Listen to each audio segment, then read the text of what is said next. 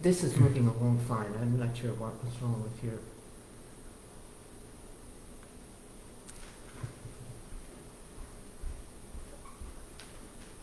Do you have it set, ready to go?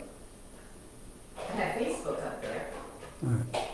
Good evening, Tony Dattino, Chairman of the USA Memory Championship and President of Dattino Consulting Group.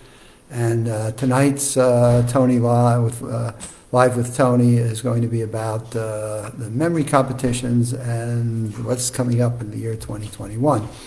But the first thing that I think is wonderful is we've had now in the past 2 weeks a number of requests about people that would love to have and ask, how do I do a memory competition?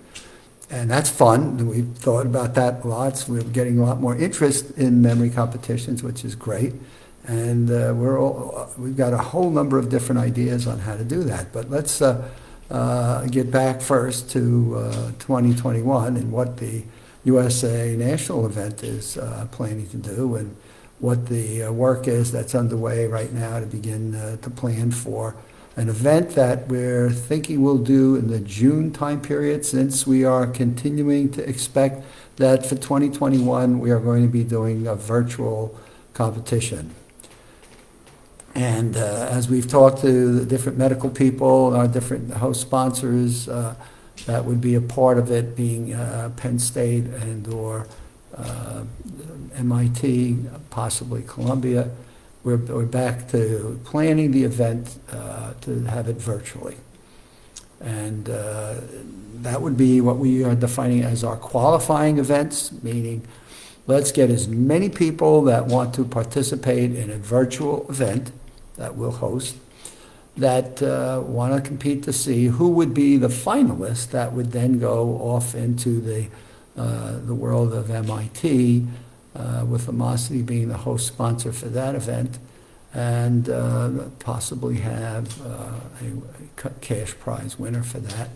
But the more important thing is who would the people be, and how would you qualify them, so that when we would do a final event sometime in the September-October time period, we'd have 12 people that would be well represented in terms of competing and doing a good showing on what we would then call our final, and here's our USA Memory Champion for 2021.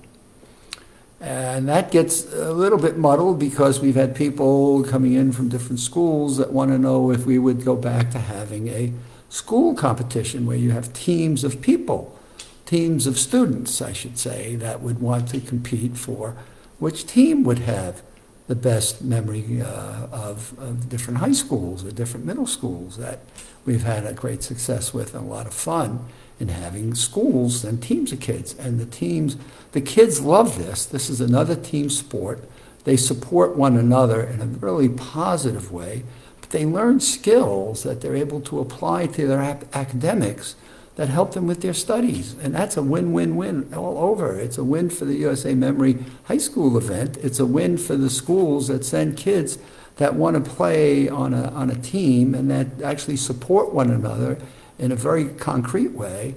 And then they're able to take these skills and apply them to their academic performance, which helps them in their exams and their essays and things of sorts that they've got to do for their school activities, which is also great. So you get a triple hit on the high school teams, but we haven't quite figured out yet and entertained the discipline on a virtual event, how to do that well enough with what might be the demand for what that would look like. But that's in the early stages of at least putting some ideas out on the table and seeing where that goes. Now let's get back to our national individual USA Memory Championship and the qualifying event that we'd like to have done by June. We'd open it up to as many U.S. citizens that would want to be a participant in it on an individual level, and based on the number of people that would register for that, would give us our competitors for the qualifying event.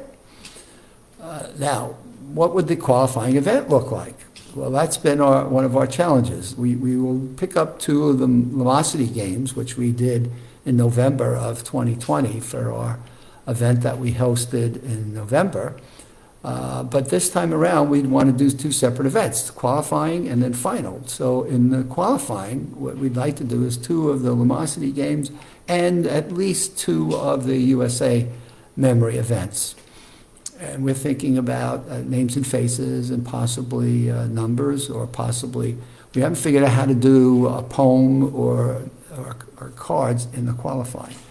So we're now in the mode of having, we have our bi-weekly calls right now, so we have one coming up on Friday, and we're talking to some different people on what would that look like in terms of hosting a international or virtual event where people qualifying and looking at pictures of people on a laptop.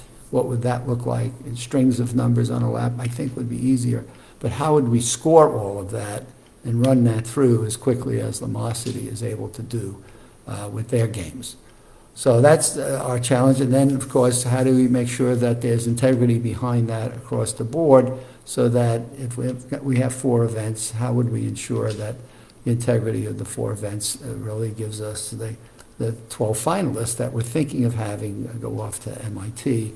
And that, right now, we're thinking would be also virtual, since the cramming of people into school auditoriums is not at the top of any school's college, university, or high school or middle school's agenda at this point. So trying to bring a mass of people into a gathering of that sort right now is, maybe we leave that for 2022, which is hard to believe.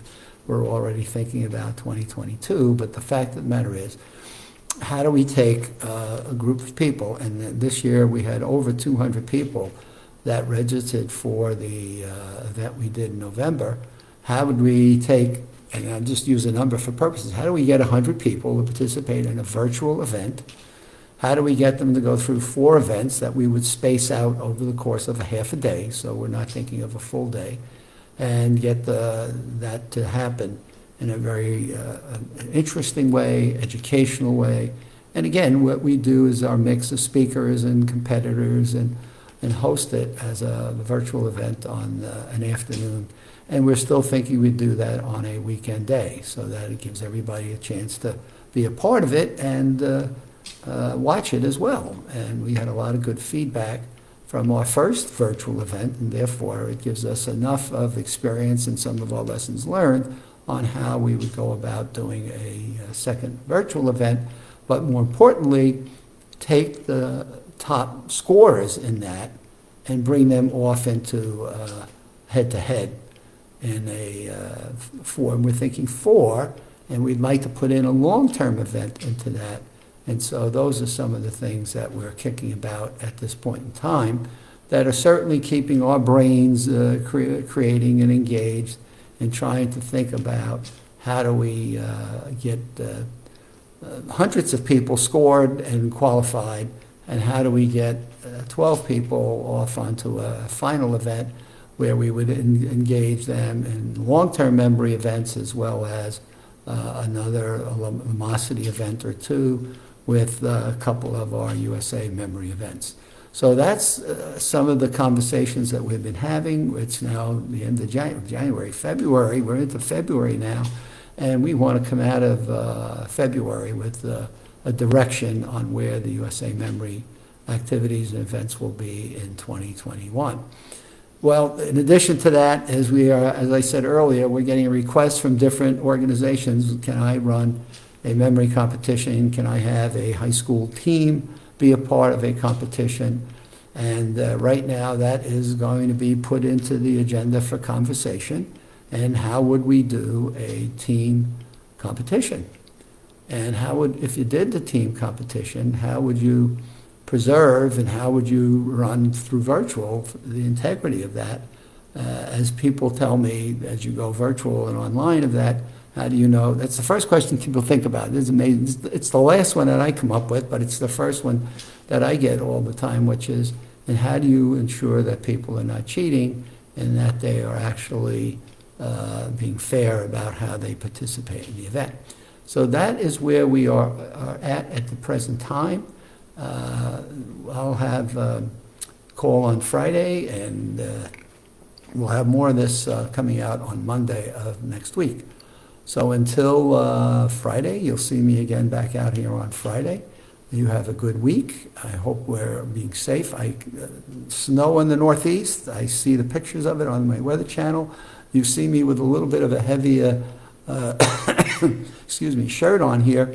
But it's cool down. It's in the 50s here in Orlando, which for me right now, I've gotten spoiled to 70s and 80s, and so we're in the 50s. And so, yes, I'm wimped out. I do not miss the cold weather of the Northeast. I clearly do not miss the snow.